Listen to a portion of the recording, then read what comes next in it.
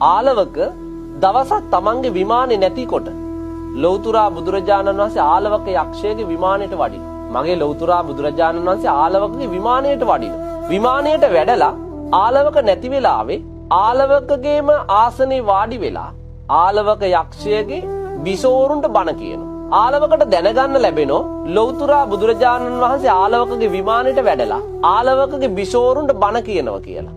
ආලවකට හොඳටම කේන්ති යනවා. කේන්ති ගිහපු ආලවක ලහි ලහියේ පැමිණෙනෝ තමන්ගේ විමානෙට. නිකන් නෙවෙයි එන්නේ.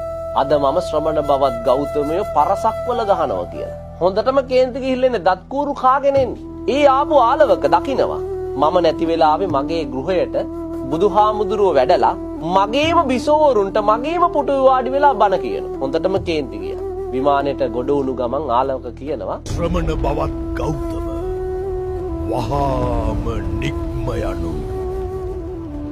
මගේ ලෞතුරා බුදුහාමුදුරුව ආලවකගේ වචනයට කන් දීලා ආසනයෙන් නැගිටලා උන්වහන්සේ වැඩම කරනවා. ආලවකට සතුටුයි. මොකද්ද සතුට? ආලවක ලෞතුරා බුදුහාමුදුරුව ගැන අහලා තියෙනවා. බුදුරජාණන් වහන්සේ කියන්නේ පුරිස ධම්ම සාරථී බුදු ගුණයෙන් යුක්තයි නොදැමුණු පුරුෂයන් দমনය කරන කෙනෙක්. උන්වහන්සේ ඕනෑම කෙනෙකු দমনය කරලා ඕනම දාමරික සැඩපරුස කෙනෙක් দমনය කරන කෙනෙක් තමයි ලෞතුරා බුදුහාමුදුරුව. හැබැයි එවැනි කෙනෙක් මගේ වචනයට බයි නැකිටලා ගියා. සතුටු නැද්ද?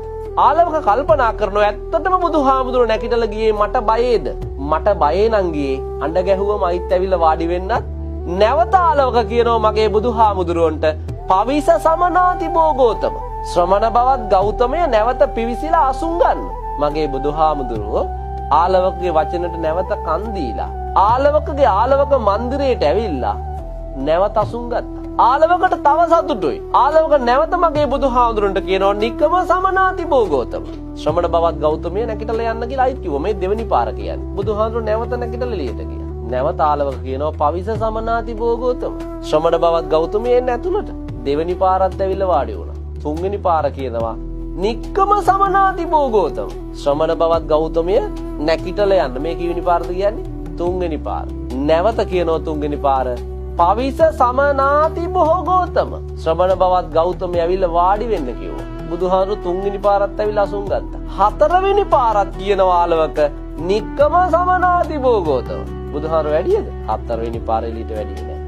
හතරවෙනි පාර තථාගතයන් වහන්සේ කියනවා දේශනා කරනවා ආලවකට ආලවක ඔබේ වචනයට මන් තුන් පාරක් අවනත වුණා. ඔබ කියන දේ මන් තුන් පාරක් කළා.